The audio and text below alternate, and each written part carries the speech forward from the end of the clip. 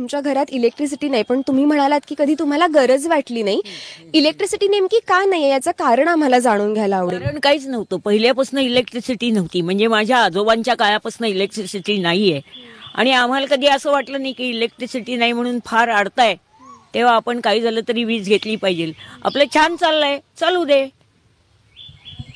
पण विजेशिवाय कधी अडलंय आपलं, एखादी गोष्ट अडली असं? अजिबात अडलं नाही काही.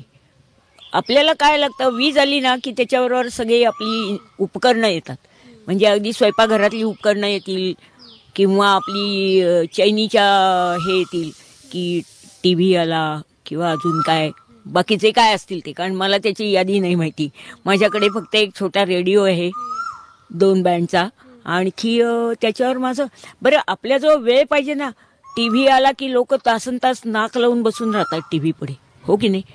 मग आपल्याजवळ तेवढा वेळ नाही आहे. आपल्याला अजूनही खूप कामं करायची आहेत, लिस्ट आहे कामाची अजूनही. मग ती टी व्ही बघण्यापेक्षा मला काम केलेलं परवडतं. आणि कुठल्याही कामात आनंद जास्ती आहे का हे असलं खोटं बघण्यात आनंद जास्ती आहे? त्यातलं किती खरं असतं सांगा. ज्या मुख्यतः काय असतं, मालिका असतात भरपूर. त्या मालिका म्हणजे नुसतं हे सत्यजीवन आहे का? अगदी भरजरी शालू नेसून कुणी बाई स्वयंपाक करेल का? नाही, शक्य नाही आहे. मग त्याच्यापेक्षा आपण पुस्तकं वाचावीत, काहीतरी लिहावं, हे जास्ती चांगलं आहे. पण ताई, तुमच्या घराच्या अवतीभवती इतकी दाट अशी झाडी आम्हाला पाहायला मिळते. घरात त्याचा थोडाफार अंधार पडत असणार, पण मग तुमचं वाचनाचं, लिखाणाचं काम तुम्ही कसं बाहेर येऊन बसते मी. बाहेर म्हणजे तिथे विहिरीच्या तिथे एक मस्त मोकळी जागा आहे, विहिरीची भिंत आहे, त्याला टेकून बसायचं आणि त्याला टेकून बसून छानपैकी अभ्यास करता येतो. आत्ता माझं नवीन पर्यावरण विषयक पुस्तक चालू आहे.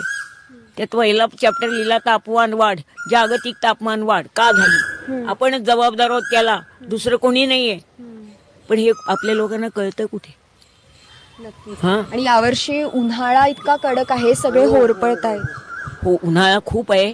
पाऊस कधी येईल अजूनही आपल्याला सांगता येत नाही.